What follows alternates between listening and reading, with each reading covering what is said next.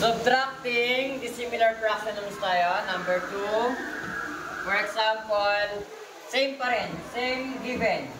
Okay? 4 over 5 minus 2 third. Naintindihan ko ba? Ano natin ginawa? Okay, times dito. Then dito. Naintindihan po ba? Ito yung left. Ito yung right. Kita nyo naman yung kamay nyo, di ba? Lagay nyo dito, left and right. Tama po ba? Okay. Then, ito sa baba ay 9. Okay, then gawa tayo ng equal sign. Then, gawa tayo ng mahabang guhit or tinatawag nating fraction. Fraction ano yun? Yung mahaba. Fraction bar. Very good. Okay.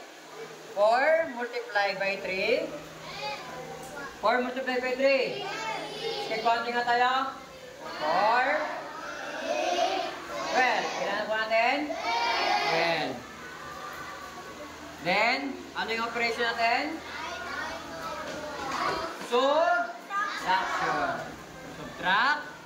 Then, dito naman tayo sa right. 5 multiplied by 2. 10. Right. 10. Tingnan po ba? To get the denominator, multiply natin si 5, then si 3. 5 times 3? Konti na tayo? 5. Okay, right. 15. Naintindihan po ba? Then, equal sign. Then, fraction bar. Naintindihan po ba? Ang tawag sa ayun, naghahati dun sa dalawang number ay fraction bar. Okay. 12 minus 2 ay 12 minus 10? 2. And then, copy 15. Then, the final answer is 2 over 15. Naintindihan po ba? You know how to adding and subtracting the similar fraction. May tanong? Mahirap, madali.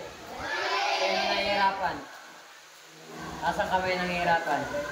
May nahihirapan po ba? Sino? Para iulit natin. Meron po bang nahihirapan? Wala, no?